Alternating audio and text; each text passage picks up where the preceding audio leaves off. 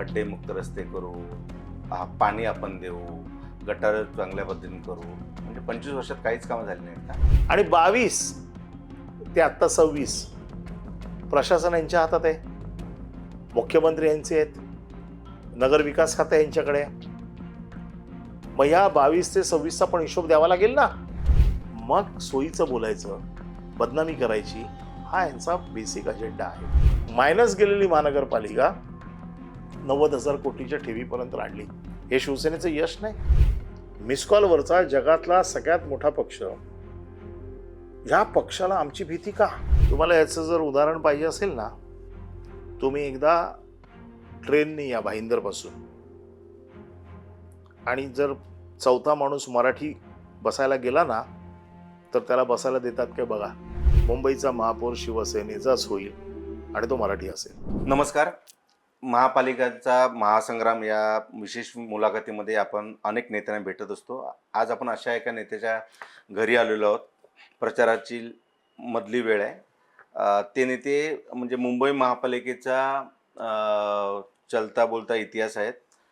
मातोश्रीच्या जवळचे मुंबई महापालिकेचा खडानखडा माहिती असलेले 227 वॉर्ड म्हणजे 227 वॉर्ड संपूर्ण इतिमित माहिती असणारे शिवसेनेचे नेते, माजी मंत्री आणि 25 वर्षाहून अधिक काळ विभाग प्रमुख असलेले ॲडव्होकेट अनिल परब साहेब. परब साहेब नमस्कार. नमस्कार. निवडणुकीचा प्रचार संपायला अजून एक दिवस शिल्लक आहे. या संपूर्ण धकाधकीच्या सगळ्या याच्यामध्ये तुम्ही आम्हाला वेळ दिल्याबद्दल सुरुवातीला पहिले आभार. मला एक सांगा की मागील 25 वर्षाहून अधिक काळ मुंबई महापालिकेवरती शिवसेनेची म्हणजे जी अखंड शिवसेना होती, त्यावेळी भाजपसुद्धा होती, यांची सत्ता आहे. तरी पण आपला जो वचननामा आहे त्याच्यामध्ये अजूनही तेच बेसिक प्रश्न आहेत. रस्ते, खड्डेमुक्त रस्ते करू, पाणी आपण देऊ, गटार चांगल्या पद्धतीने करू. म्हणजे 25 वर्षात काहीच कामं झाली नाहीत का? असं आहे की मुंबईच्या नागरी सुविधा देणं हे मुंबई महानगरपालिकेचं काम आहे. आता नागरी सुविधा म्हणजे काय? वॉटर, मीटर, गटर, ह्या ज्या बेसिक समस्या आहे, आणि ह्या समस्या कधी न संपणाऱ्या समस्या आहे. मला मुंबई माहिती आहे. मुंबईची जी इंग्रजांनी ज्या वेळेला रचना बनवली, त्यावेळेला 20 लाख लोकसंख्या असतानाची जी बनवली, ती अशी पकडून बनवली होती की 80 लाख लोकसंख्या होईल, त्याचं नियोजन केलं गेलं. आज मुंबईची लोकसंख्या किती आहे? 2 करोडच्या पुढे आहे. आता ज्या वेळेला एखाद्या वेळेला महानगरपालिका 25 वर्षापूर्वी हातात आली, त्यावेळेला ह्या तिन्ही समस्या होत्या: वॉटर, मीटर, गटर. महानगरपालिकेवरती पुढच्या 5 वर्षात लोड वाढतो. समस्या आहेत त्याच्यापेक्षा बेटर सुधारणा करण्यासाठी परत त्याच्यावर काम करावं लागतं. म्हणजे तुम्हाला हे काम हे थ्रूआउट करावं लागतं. हे काम असं नाही आहे की एकदा प्रश्न मिटला की तो लाईफ लॉंग 100 वर्ष त्याच्याकडे बघायची गरज नाही. दर 5 वर्षांनी तुम्हाला ह्या प्रश्नाला हात घालावाच लागतो. त्याचं कारण असं आहे, लोकसंख्या वाढते, भौगोलिक रचना वाढते, शहरीकरण झपाट्याने वाढतंय, कॉम्प्लेक्सेस वाढत आहेत, रिडेव्हलपमेंट मोठ्या प्रमाणात होते आहे. आपण बघताय की मुंबई शहर आत्ता 60 वर्षाचं साधारण झालेलं आहे, आणि 60 वर्षाच्या नंतर आज जवळजवळ अर्ध्यापेक्षा जास्त शहर हे पुनर्विकासाच्या छत्राखाली आहे. जेव्हा पुनर्विकास होतोय त्यावेळेला हे सगळे प्रश्न नव्याने येणार आहेत. बिल्डिंगची हाईट वाढणार आहे. हाईट वाढली की रस्त्याची हाईट वाढणार आहे. मुंबई तेवढीच आहे, कारण मुंबईला तिन्ही बाजूने समुद्र आहे, त्यामुळे मुंबई आहे तेवढीच आहे. परंतु ह्या समस्यांवर मात करायला हे सगळे प्रश्न परत हाताळण्याची गरज असते. आता आपल्याला मुंबई महानगरपालिकेचे नियम माहिती आहेत की 7 माळ्यापेक्षा जास्त जर हाईट गेली तर सगळे निकष बदलतात. रस्त्याचे निकष बदलतात, गटारांचे निकष बदलतात. मग पूर्वी असलेले रस्ते परत मोठे करावे लागतात. त्याला स्ट्रॉम वॉटर ड्रेन आहे की नाही ते बघावं लागतं. आणि आजूबाजूला बिल्डिंग आहेत, मग अशामध्ये कसा मार्ग काढायचा? त्याच्यामुळे ही सगळे जे मुंबई महानगरपालिकेचे प्रश्न आहेत, हे एकदा हाताळले म्हणजे ते सुटत नाहीत. ते वारंवार हाताळावे लागतात आणि म्हणून ते प्रत्येक वचननाम्यामध्ये हे प्रश्न घ्यावे लागतात, की या प्रश्नावरती आम्ही पुन्हा काम करू. म्हणजे भाजपचं असं म्हणणं आहे की मुंबईचे जे काय वाट लागले किंवा वाटोळे जे केले आहे ते शिवसेनेने केलं आहे, कारण सर्वाधिक काळ शिवसेनाचा महापौर आहे, स्टँडिंग कमिटी चेअरमॅन त्यांच्याकडे आहे, इम्प्रुव्हमेंट कमिटी चेअरमॅन त्यांच्याकडे आहे. असं असल्यामुळे जे काय वाटोळं केलेलं आहे ते भ्रष्टाचाराची बजबजबुरी केलेली आहे आणि ते केवळ आणि केवळ त्याला जबाबदार उद्धव ठाकरे आहेत. मला वाटतं या 25 वर्षामध्ये 20 वर्षात हे आमच्याबरोबर होते. आशिष शेलार स्वतः इम्प्रुव्हमेंट कमिटीचे चेअरमॅन होते. स्टँडिंग कमिटीमध्ये त्यांची माणसं होती आणि महानगरपालिकेमध्ये त्यांचा आमच्याबरोबरचा सहभाग होता. दोनच गोष्टी असू शकतात.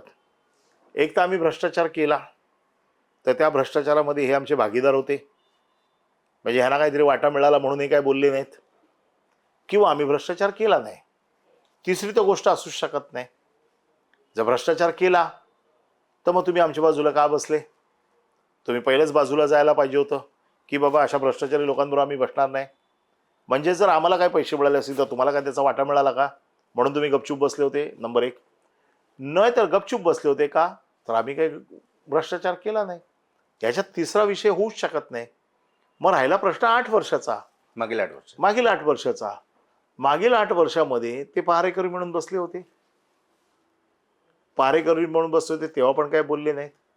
नाही, त्याने अनेक प्रकरण काढली ना बाहेर तुमची. कुठे काढली प्रकरणं? ज्यापर्यंत 2019 पर्यंत आमच्याबरोबर सत्तेत होते, कुठे सरकारमध्ये सरकार. वरती, तोपर्यंत एक अवाक्षर काढलेलं नाही. हे तुम्ही नीट तपासा. ते काय बोलतात त्याच्यावर जाऊ नका. घटना बघा, कधी बोलले. 19 साली जेव्हा आम्ही त्यांची साथ सोडली त्या दिवशी ते बोलायला लागले. 17 ते 19 आमच्या बरोबर होते ना, बाहेर होते. 17 ते 19 मध्ये काय बोलले? नाही बोलले. 19ला सरकारमधून बाहेर पडले, त्याच्यानंतर सुरू झाले आणि 22 ते आत्ता 26 प्रशासन यांच्या हातात आहे. मुख्यमंत्री यांचे आहेत, नगर विकास खाते यांच्याकडे आहे. मग या 22 ते 26चा पण हिशोब द्यावा लागेल ना.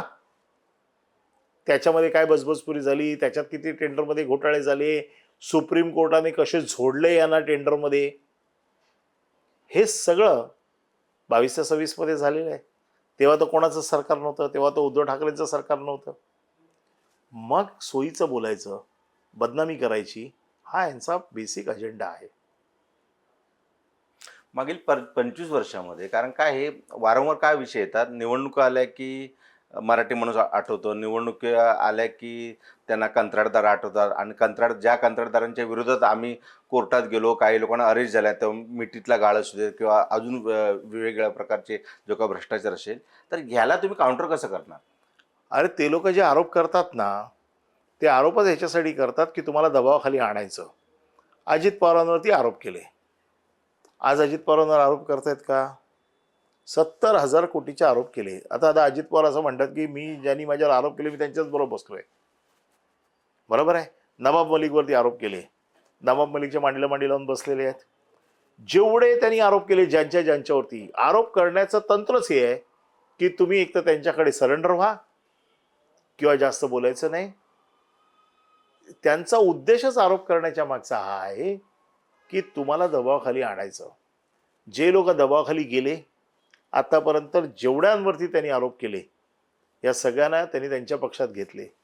ज्यांना त्यांच्या पक्षात घेतले, आता स्टँडिंग कमिटीवरती आरोप केले.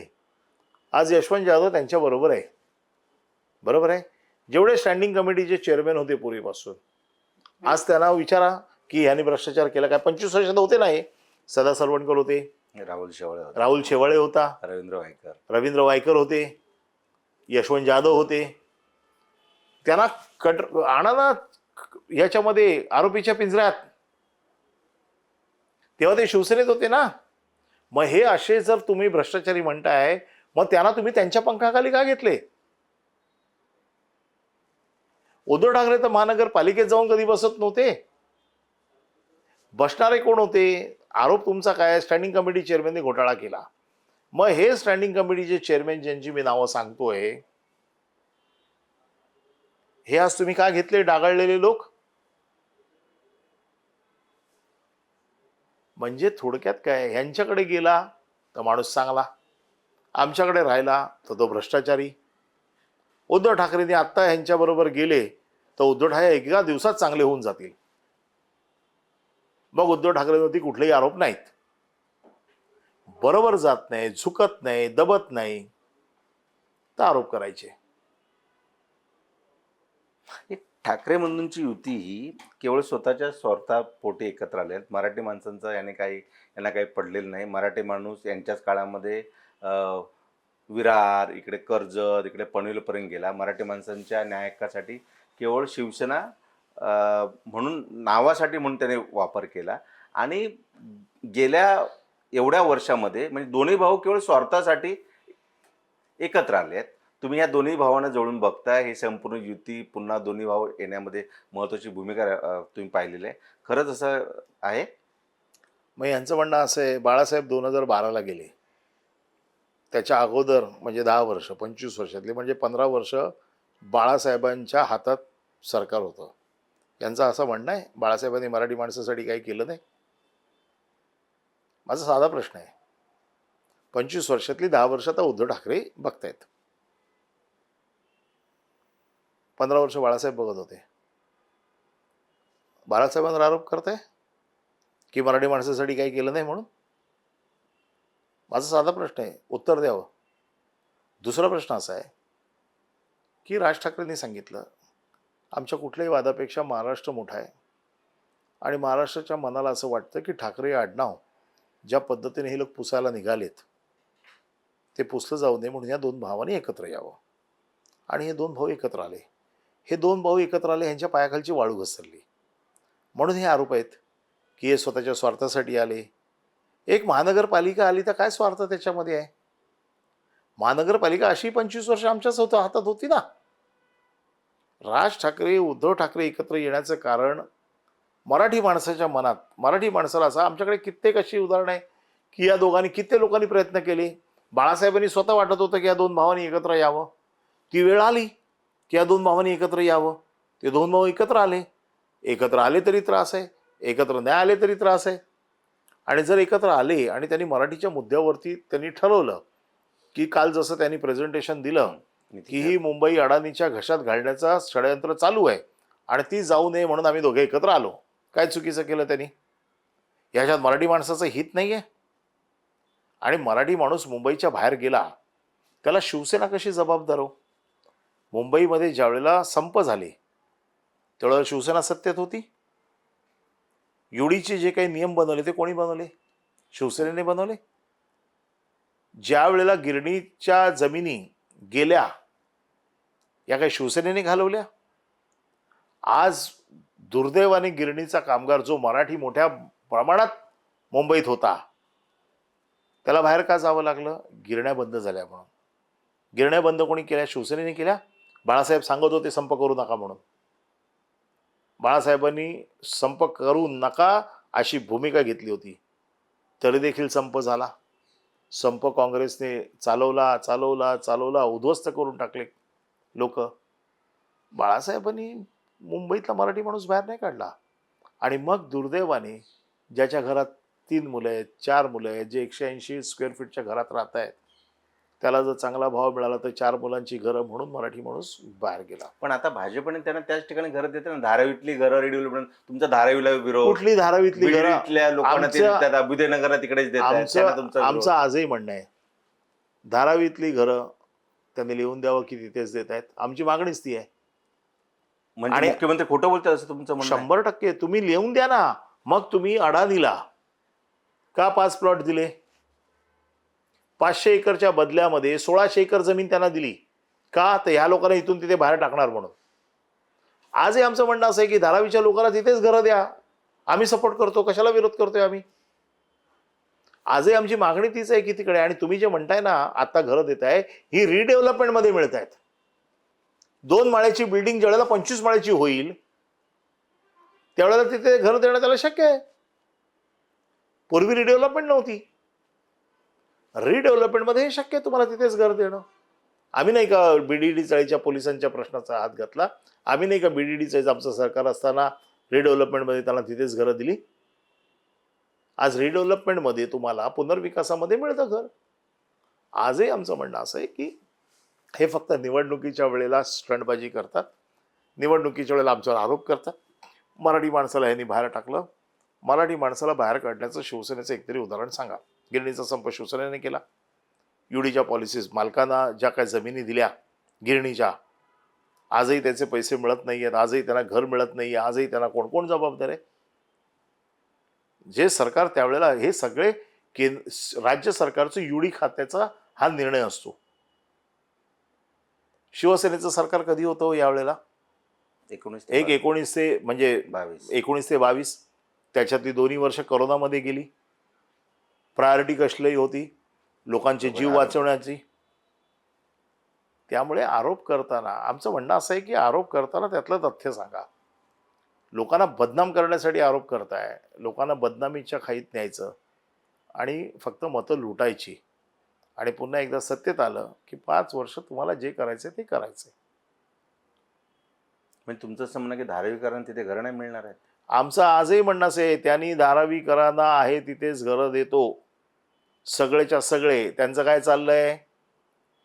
1.5 लाखाची धारावी आहे, त्याच्यात 20-30 हजार पात्र करायचे.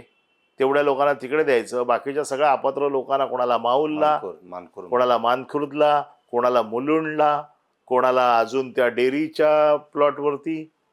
काय गरज आहे? तुम्हाला फुकट प्लॉट देतात. 5-5 प्लॉट अडाणीला फुकट देत आहेत. 1600 एकर जमीन फुकट देत आहे. डम्पिंग ग्राउंड तुम्ही देताय.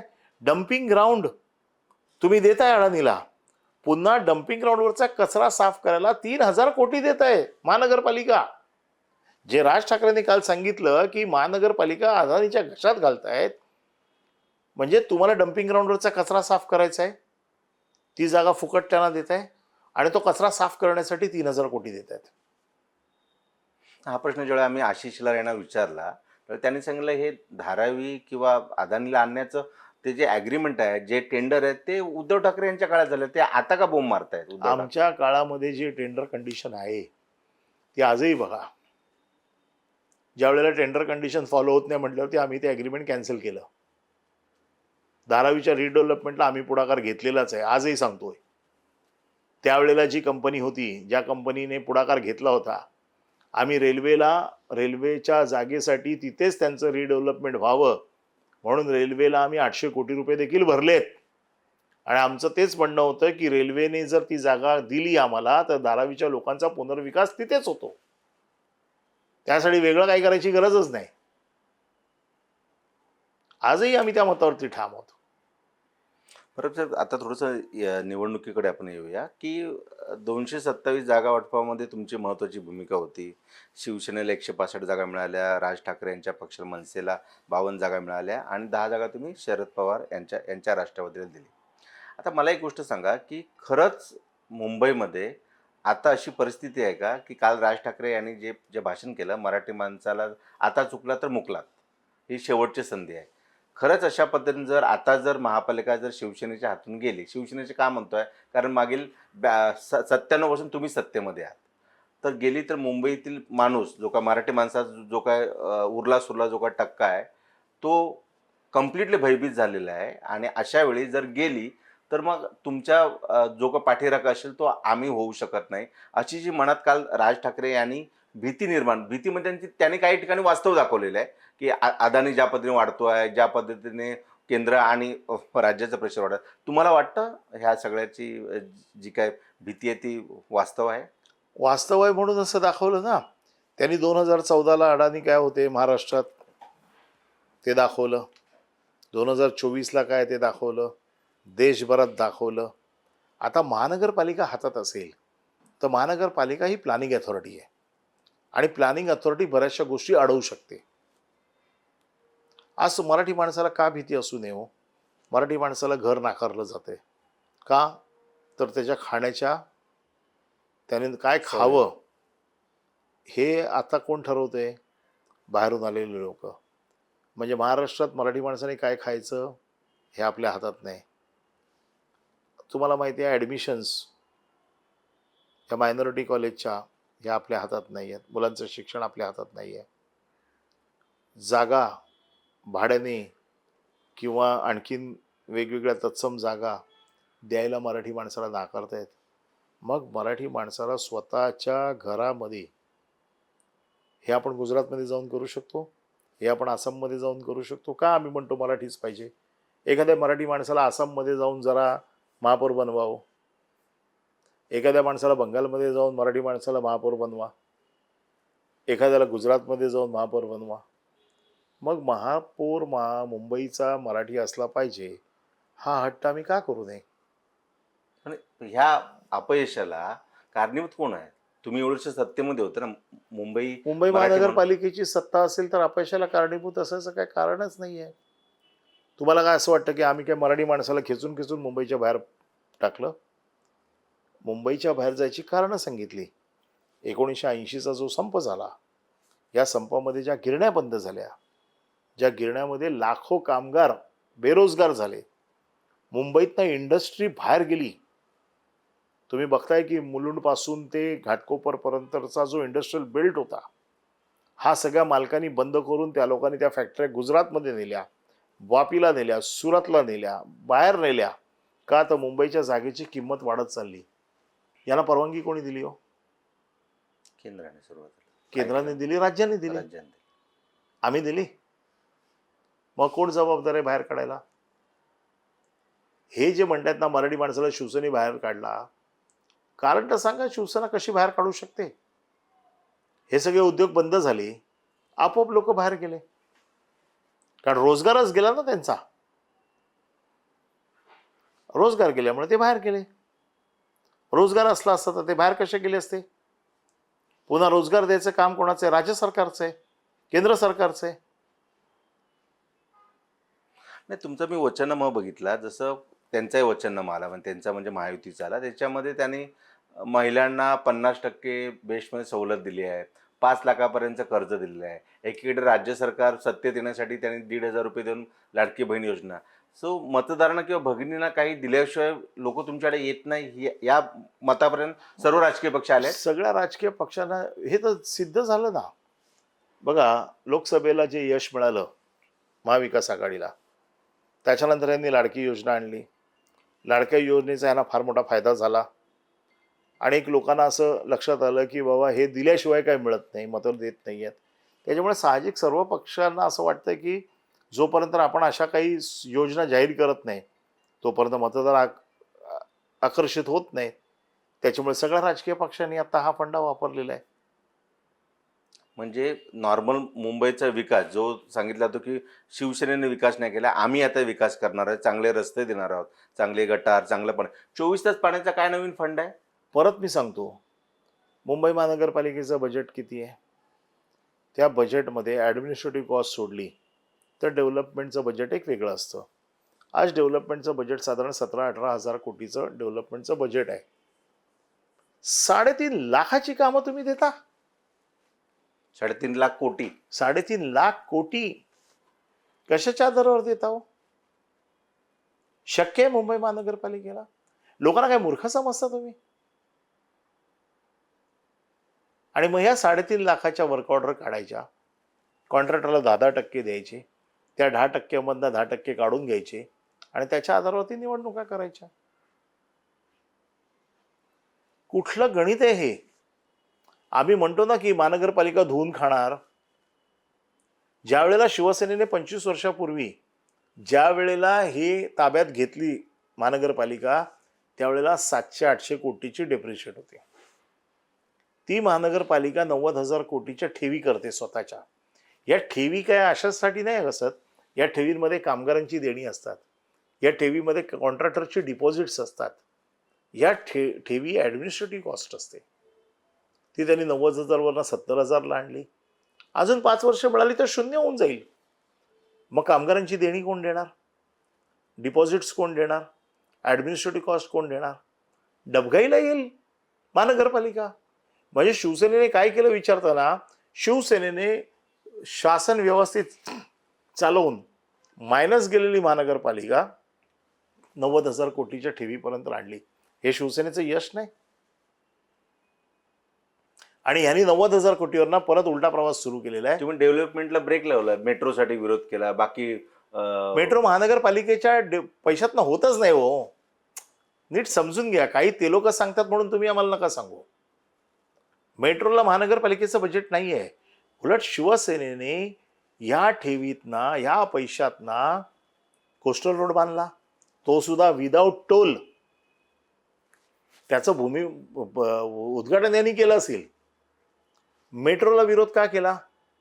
मेट्रो काय ह्यांनी बांधली? मेट्रो सुरुवात कोणी केली? काँग्रेस सरकारने केली. यांनी सुरुवात केली मेट्रोला. मेट्रोला विरोध का केला? ज्या पद्धतीची झाडं कापली जात होती, ज्या पद्धतीचा जो कॅचमेंट एरिया आहे आपला, मुंबईचं एकच फुफ्फुस आहे आरे, ज्याच्यामध्ये मुंबईचे सगळं म्हणजे कॅचमेंट एरिया आहे, या कॅचमेंट एरियालाच हे लोक कापून टाकतायत. मला एक गोष्ट सांगता, विकास भकास नाही झाला पाहिजे. विकास करायचा असेल तर त्या माणूस पण जगला पाहिजे तो विकास अनुभवायला. नाही तर दिल्लीसारखी आज एअर क्वालिटी इंडेक्स काय, मुंबईची काय परिस्थिती आहे? अहो तुम्ही जगलात तर विकास बघाल ना. ज्या पद्धतीची झाडं कापली जात आहे, ज्या पद्धतीने हे लोक रस्ते खणतायत, आज एअर क्वालिटी इंडेक्स मुंबईचा काय आहे? दिल्लीच्या बरोबरीने चाललोय आपण. थोड्या दिवसांनी श्वास घेणं मुश्किल होऊन जाईल. आणि मेट्रो किंवा हे आमचा बिलकुल विरोध नाही, परंतु लोकांना अशा पद्धतीने वेठीस धरून त्याचं पर्यावरणाचा ऱ्हास करून कुठला विकास होऊ नये या मताचे आम्ही आहोत.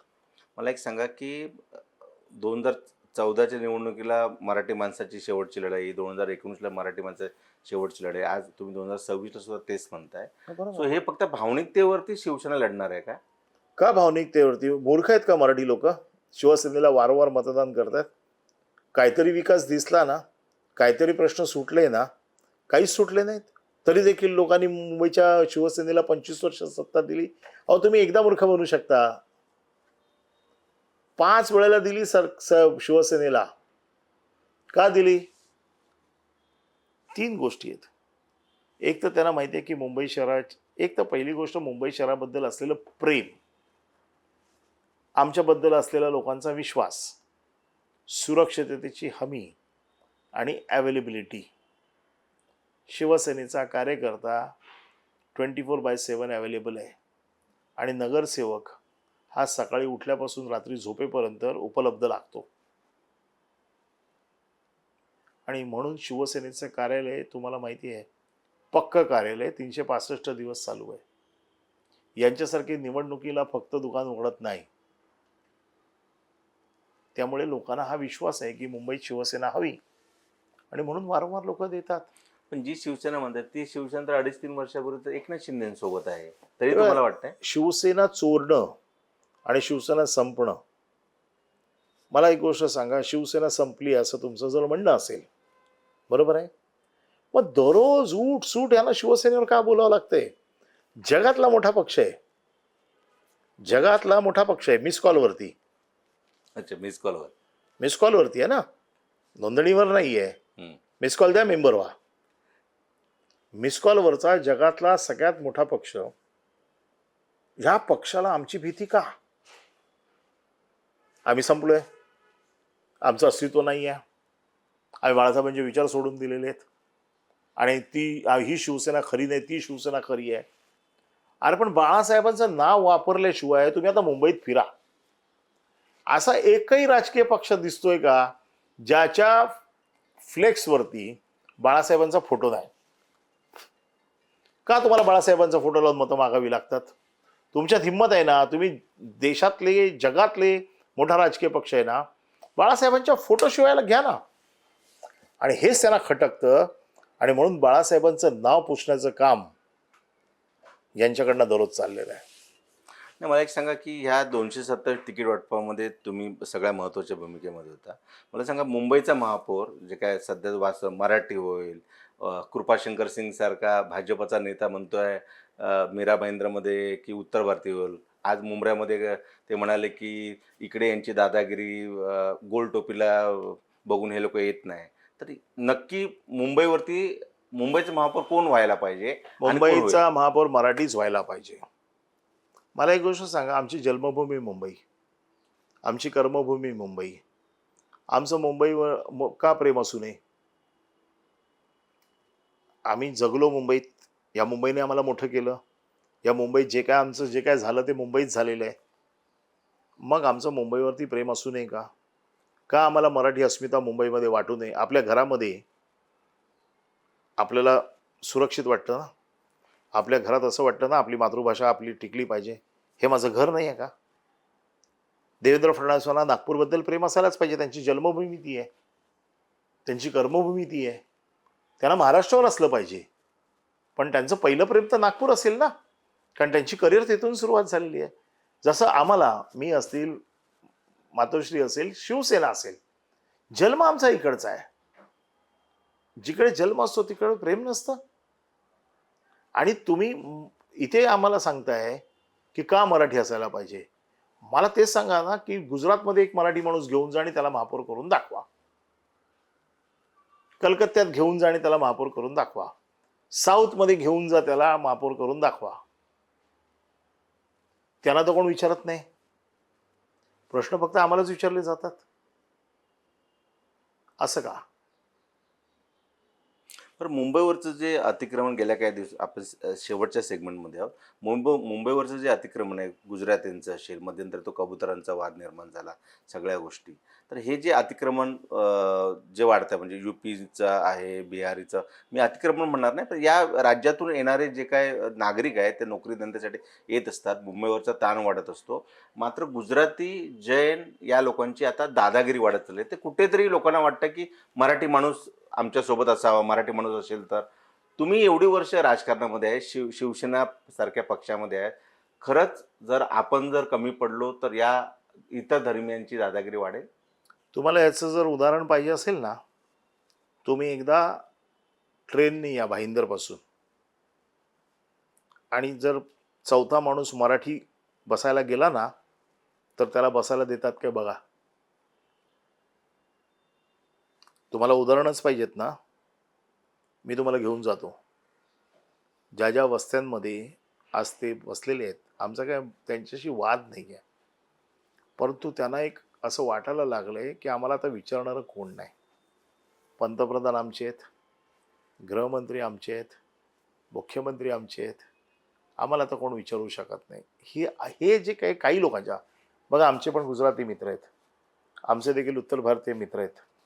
मी सगळ्यांच्या बाबतीत असं म्हणत नाही, परंतु हळूहळू ही भावना वाढीस लागली आहे असं दिसतंय.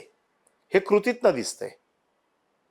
जसं मी तुम्हाला सांगितलं, तुम्ही कधीतरी प्रवास करा, तुम्हाला कळेल. तुम्ही काही सोसायट्यांमध्ये घर घ्यायला जा, मग तुम्हाला कळेल. हे पूर्वी नव्हतं.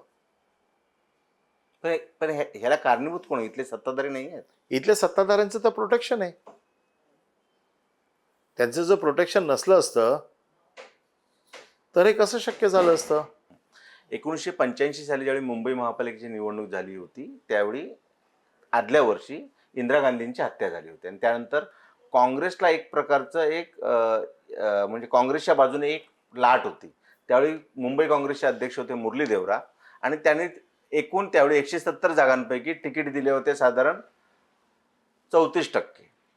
त्यावेळी मुरली देवरांचं एक स्टेटमेंट होतं की 34% मुंबईकर असून सुद्धा आम्ही 44% तिकीट दिली, त्यामुळे तिकीट वाटपात आम्ही काय मराठीवरती अन्याय केला नाही. त्याचा परिणाम असा झाला की जी शिवसेना कुठेच दिसत नव्हती त्यावेळी गिरणी कामगारांच्या संपानंतर, ते अचानक सर्वाधिक नगरसेवक शिवसेनेचे आले. आता शिवसेना संपली, शिवसेनेनं विकास केला नाही, शिवसेनेनं फक्त भ्रष्टाचार केला, आपली घरं बनवली, एक मातोश्रीचं मातोश्री 2 झालं, कृष्णकुंजचं शिवतीर्थ झालं, असा जो प्रचार केला जातो विरोधकांकडून, ते पाहता खरंच तुम्ही अंडरकरंट मराठी माणूस च्या मनामध्ये नक्की काय आहे परत साहेब? मराठी माणसाला एक वाटतं की ठाकरे हे नाव जे आहे हे महाराष्ट्रात सतत राहिलं पाहिजे. ह्या नावाच्या दरारावरती मराठी माणसाला एक प्रोटेक्शन आहे. ठाकरे नावाच्या ह्याच्यावर मराठी माणसाला एक आधार आहे. ही मराठी माणसाची भावना आहे आणि त्या भावनेच्या आधारे उद्या मराठी माणसं मतदान करतील. आणि ह्या लोकांनी मतदान मराठी माणूस म्हणून मराठी माणसाला केलं तर मला वाटत नाही की त्याच्यामध्ये कोणाला काय अडचण असल्याचं कारण आहे. त्याच्यामुळे आजही माझं असं मत आहे मुंबईत आजही मराठी माणसं जास्त आहेत. जरी मुंबई कॉस्मोपॉलिटन म्हटली कोणी तरी मराठी टक्का आजही मुंबईत मोठा आहे.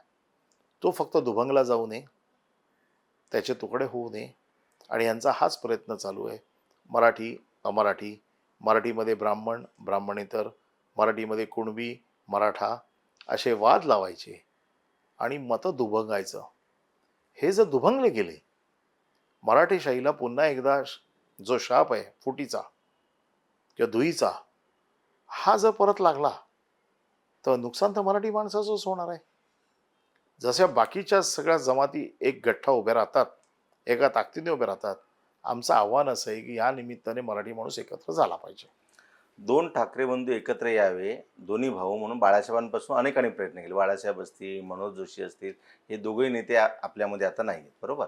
असं असताना ज्यावेळी उद्धव ठाकरे एकटे होते त्यावेळी त्यांची शेवटी 110, 110, 84 पर्यंत त्यांची मुजल जात होती, बरोबर. आता दोन्ही ठाकरे बंधू एकत्र आल्यामुळे तुम्ही म्हणता तो फोर्स वाढलेला आहे.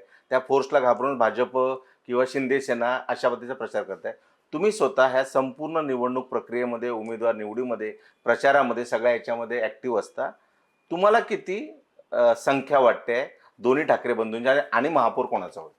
मला संख्या मी काही बोलत नाही.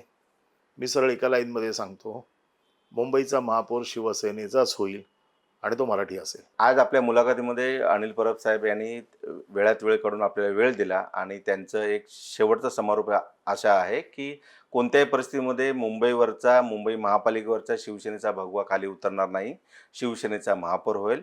यासाठी आपल्याला 15 तारीख म्हणजे निवडणूक आहे 15 तारीख आणि निकाल आहे 16 तारीख, या 16 जानेवारीपर्यंत वाट बघावी लागेल. अशाच पद्धतीच्या मोठमोठ्या नेत्यांच्या मुलाखतीसाठी आपण माय महानगर लाईव्ह हे यूट्यूब चॅनल बघत राहा. धन्यवाद.